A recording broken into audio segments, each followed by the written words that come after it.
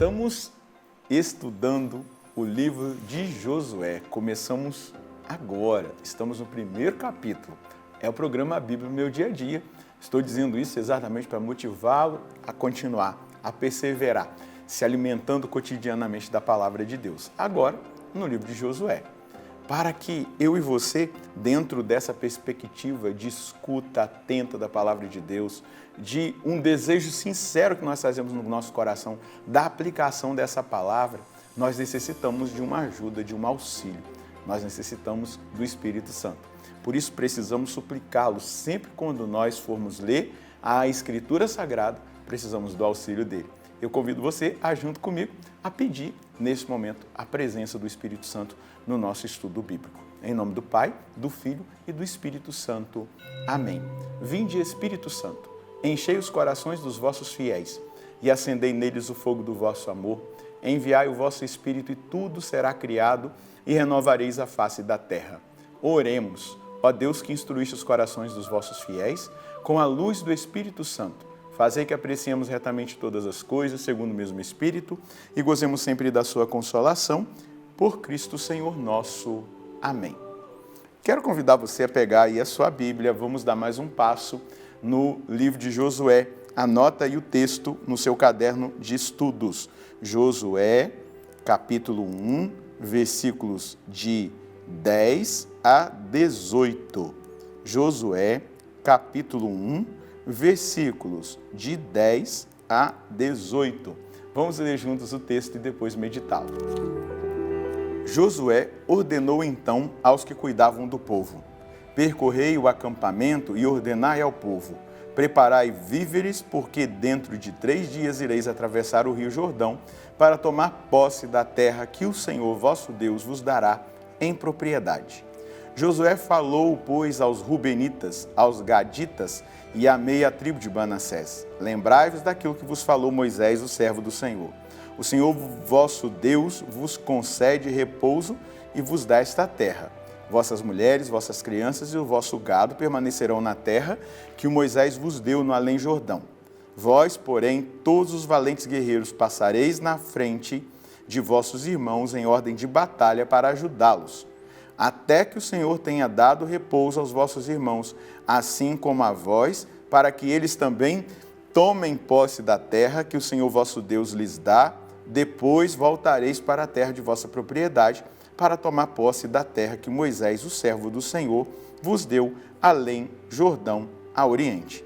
Eles responderam a Josué: faremos tudo quanto nos ordenaste e iremos para onde quer que nos envies.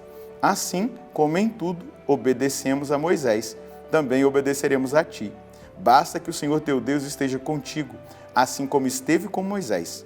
Todo aquele que se rebelar contra as tuas ordens e não obedecer às tuas ordens, às tuas palavras, em tudo o que nos tiveres ordenado será morto. Apenas ser forte e corajoso. Veja que coisa impressionante. Qual é o sinal da obediência ao líder, àquele que está à frente desse povo? Esse povo já está aqui jurando obediência a Josué. Não é só porque ele trabalhou com Moisés, porque ele foi servo de Moisés, não. É porque Deus está com ele. Então nós te obedeceremos, porque você vai ouvir a Deus e vai falar do que Deus quer para nós. Não é assim o processo, né, da hierarquia, por exemplo, da igreja? A dimensão hierárquica, o Papa, né, o colégio cardinalício, os bispos, arcebispos, os padres, né, as paróquias, o povo de Deus. Nós vivemos essa hierarquia e sabemos que Deus fala, nós obedecemos. Obedecemos porque nós sabemos que Deus conduz a Santa Igreja por meio dos seus pastores, dos seus escolhidos. É muito bonito de perceber isso, mas também é lindo de ver que esse Yeshua, Josué, esse Deus é Salvador, Deus salva. E essa figura de Jesus, ele vai dizer aqui: vocês precisam se preparar, porque em 3 dias nós atravessaremos o Jordão para entrar na terra prometida. Vamos nos lembrar que foram 3 os dias que Jesus ficou no túmulo, em que ele passou por esse processo da morte, No terceiro dia, ele ressuscita. E ali, quando ele foi pregar na mansão dos mortos, e ao ressuscitar, é exatamente isso que acontece? Há uma travessia, há uma Páscoa, há uma passagem da morte para a vida e para a vida eterna, para o céu. Não para uma terra onde nós iremos morrer, mas para a vida eterna. Então, lendo o Antigo Testamento com o olhar no Novo e sendo Jesus aquele que nós devemos encontrar, a igreja, aquela que nós devemos encontrar no Antigo Testamento, é muito claro para nós essa realidade. É um fato histórico, Josué mandou eles se prepararem, mas aqui nós temos diante dos nossos olhos essa dimensão. Josué é o tipo, a tipologia, é a figura do Cristo. Ele é aquele que o Pai enviou e que o Pai esteve com ele, até mesmo lá na morte de cruz. Ali onde ele se sentiu, naquela dor humana, se sentiu abandonado. Mas o Pai estava lá, vendo o sacrifício do Filho e se agradando do sacrifício dele para a nossa salvação. E aqui nós vamos perceber exatamente isso. Deus vai conduzir Josué, vai fazer com que Josué passe pelo Rio Jordão e entre na terra prometida. Mas o importante, palavra dada deve ser palavra cumprida.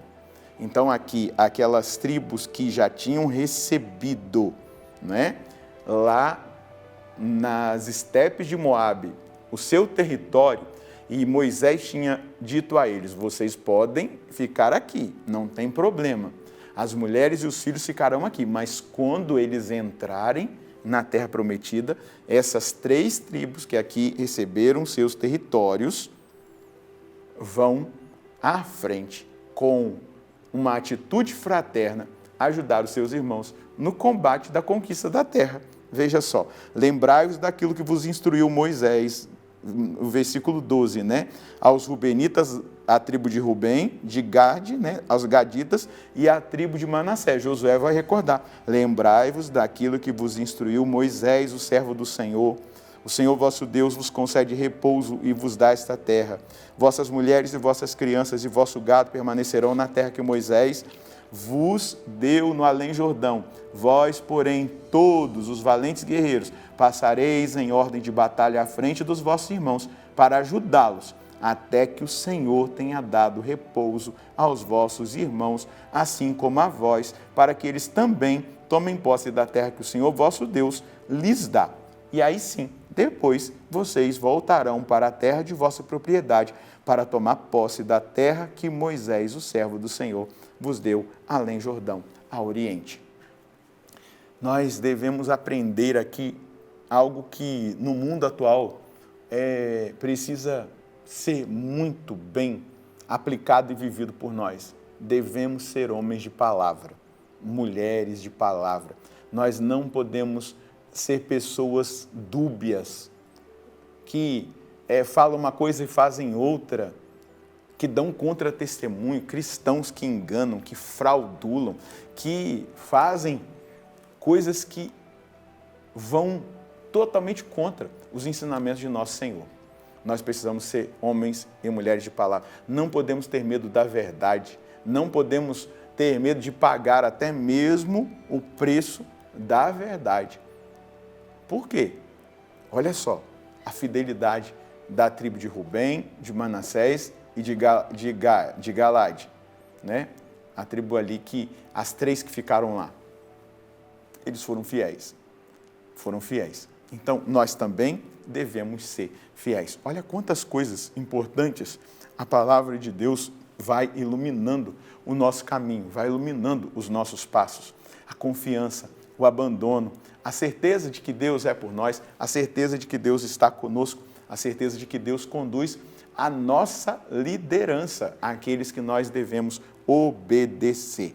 Essa é a confiança, é isso que precisa. Veja só, eles disseram para Josué, basta que o Senhor teu Deus esteja contigo, assim como esteve com Moisés. E aí eles vão seguir tudo o que Josué disser e orientar, porque foi ele o líder que Deus colocou à frente deles. Qual é a mensagem que nós podemos colher do texto que nós acabamos de meditar? Vou falar em primeira pessoa. Eu devo ser um homem de palavra. 2 pontos. Que o meu sim seja sim e o meu não seja não. Isso deve aplicar-se também à palavra de Deus, que devo obedecê-la e colocá-la em prática. Da mesma forma, devo obedecer às autoridades constituídas da Santa Igreja, pois são iluminadas pelo Espírito Santo para nos guiarem até caminho seguro para a salvação. Tudo isso exige de mim um assentimento de fé. Eu creio. Ah, padre, mas e se tiver alguma coisa errada, algum líder da igreja fizer alguma coisa errada, uma orientação errada? Claro, se o líder da igreja que estiver te orientar ao erro, ao pecado, não obedeça. Mas se for, vamos supor, um sacerdote, um pároco, aí ele vai lá e acaba sendo talvez exigente, duro, com uma pastoral, com um líder, alguma coisa. Talvez você possa até olhar e falar assim, nossa, mas ele está errado. Obedeça, porque todas as coisas cooperam para o bem daqueles que amam a Deus. E quem obedece, não erra. Nós devemos confiar, isso é fé. Eu acredito na ação do Espírito Santo na Santa Igreja.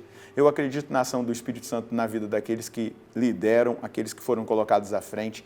Eu acredito e a minha decisão é viver a palavra de Deus e viver a sã doutrina da salvação na sua integralidade. E é claro, eu preciso da graça e você precisa da graça para viver dessa maneira. Vamos pedir a Deus então essa graça. Senhor, conceda-nos a graça da fidelidade.